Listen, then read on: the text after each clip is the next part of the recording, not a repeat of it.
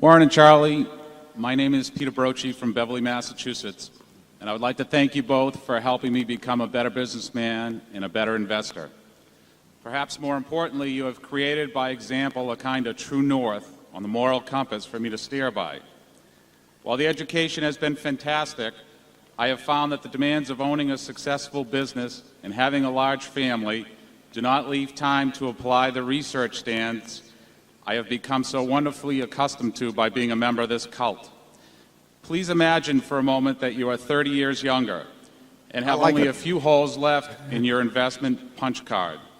If you were in my situation, to the extent that you would diversify your holdings beyond Berkshire Hathaway, given this environment, how would you choose the investment managers?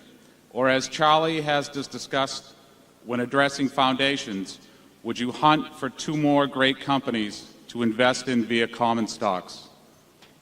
Charlie, why don't you take a swing at that? Well, of course, you're hunting. That's part of the fun of life.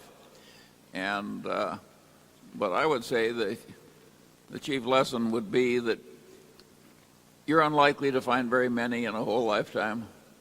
And when you find one in which you really have thought it out and have confidence, for God's sakes, don't do it in a niggardly fashion.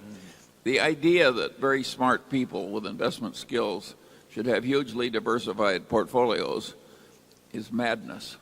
It's a very conventional madness, and it's taught in all the business schools, but they're wrong.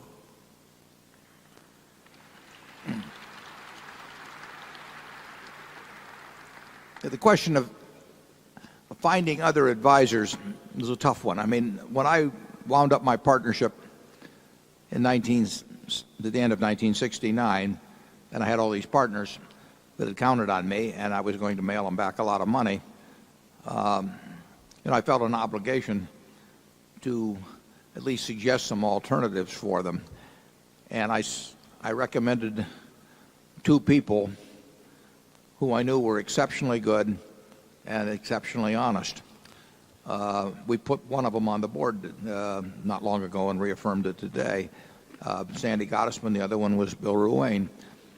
Now, I'd been around the investment world for a long time at that point, and those were the two I knew, but they were more or less contemporaries of mine, and I'd gotten to know them over the years, and I'd seen them for a long time. So I not only knew their results, but I knew how they'd accomplished their results, which is terribly important.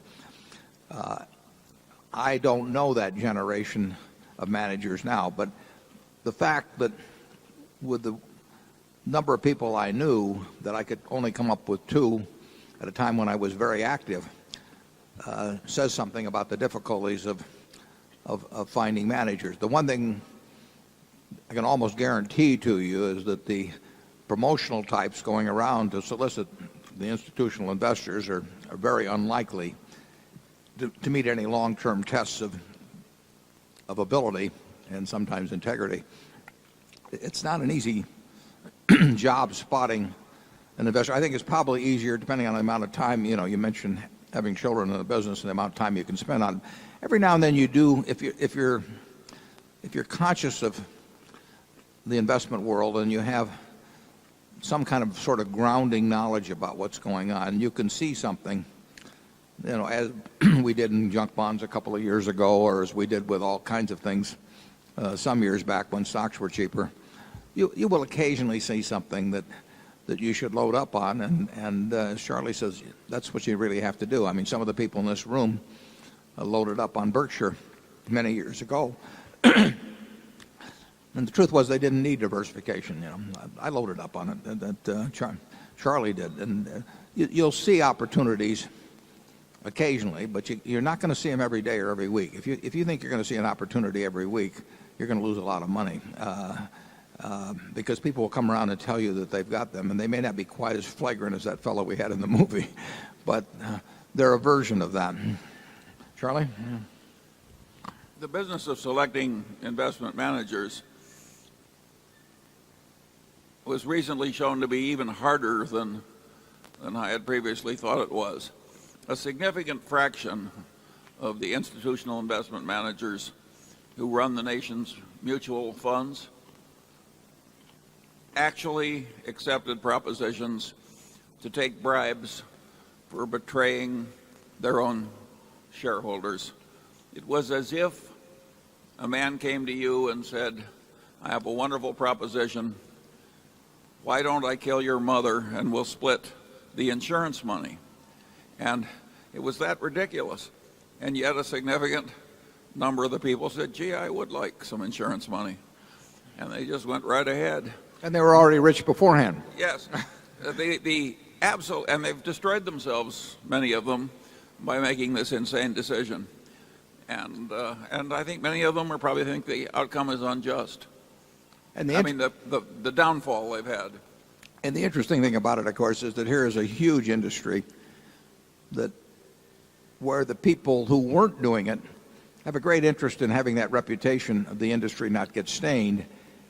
And a number of them had to know what was going on. I mean, it's hard for me to imagine that people at most large mutual funds, even the ones that didn't, or mutual fund management companies, even the ones that weren't engaging in the activities mentioned, weren't aware of it. I mean, if you're in an industry like that, you're going to hear what's going on. And the Investment Company Institute was busy patting itself on the back, one meeting after another, and becoming very cozy with legislators. And there wasn't one thing done until a whistleblower went to Elliot Spitzer, and he got active in a very strong way with a very limited staff. And he uncovered and put on the front pages what was taking place. But the industry itself, with hundreds and hundreds and hundreds of people that must have known what was going on, and it went on for a long time, never said a word. It makes you wonder a little bit.